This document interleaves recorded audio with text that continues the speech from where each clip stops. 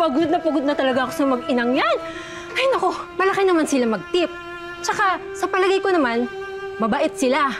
Pero, pagod na ako sa mga request nila eh. Apaka-OA talaga ng mayayaman. Ay, kagaya kahapon, hindi makatulog si Ma'am Karina. Ilang beses pinapalitan sa akin yung bombilya ng ilaw. This is from Germany. And this is from Switzerland. Eh, Ma'am, wala namang lagayan ng wala namang sakit dito. Eh, dilagyan mo. Tapos, gusto daw nilang mag-horseback riding. Mantakin nyo yun? Ay, naku, wala naman tayong kabayo, di ba? Pero, nagpumilit talaga. Lukang-luka na ako. Hindi lang talaga paligid itong resort natin. Hindi ko to kailangan gawin eh.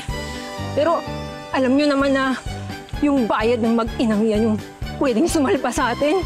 Hindi pwedeng magsara yung resort. Hindi tayo pwedeng mawalan ng trabaho. Walang susuko! Mabuhay si Kalisa! Mabuhay! Mabuhay! Mabuhay! Lisa! Mabuhay! Showcase natin. Yes. Ganda natin. Come in. Hi, Lisa. Come join us. Join us. We're taking photos. Ma'am, sorry po. Yes. Ano yun? Yes? Ma'am, yung down payment niyo po kasi hindi pa pumapasok sa system namin. May running bill na po kayo na 1 million pesos. Ano? Eh, I paid via credit card, di ba? Baka pwedeng itry ulit natin. Okay. Teka lang. O, eto. Ayan. Swipe it. Ma'am, decline po. I-try nyo ulit. Imposible yan. Ma'am, ayaw po talaga. Kira, give me all my credit cards there. Okay, ito. Sige, i-try mo to.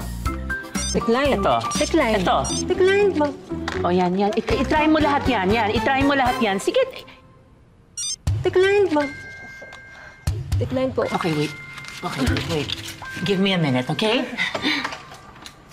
Mommy, what is happening? Okay, wait. I'm gonna call my business partner, si Jay. Teka lang. Jay! Jay, ano ba nangyayari? Bad news, Karina. Tinangay po ng iba nating business partners ang pera ng kumpanya. Ano? Paano nangyari yun? We just filed for bankruptcy at lahat ng assets ninyo, kinukumpiska na ng bangko as we speak. Pati mga bank accounts niyo frozen lahat. Ma'am, wala na po kayong pera. Ha? Oh my God! No! No! Oh my God! Oh my God! Did I just hear that right? Shh! Oh my God! Wala na tayong pera. Wala na tayong pera, anak! Wala na tayong pera! Mommy, we have to do something. Wait. Okay, I have an idea. Wait. Hindi ka na nga, bilisan mo na nga. Mamaya maabutan pa tayo dito eh. Oh my gosh. When I say do something, not run away. Hello? Ano na sabihin ng mga ibang tao if they learn that may iniwan tayong utang dito? Ma'am? Kayo pupunta? Tatakas kayo, no? No.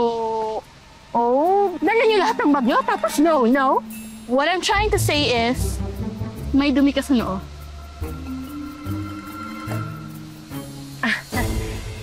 Oo nga, no. Thank you, ma'am. Halika na. Hindi kayo pwedeng umalis. Please! Please! Huwag niyo kami isuplo sa mga pulis. Hindi naman namin sinasadya na maubusan kami ng pera. I mean, eto na, sige. Pupunta ako ng Manila, maghahanap ako ng pera. Babayaran ko kayo ng triple.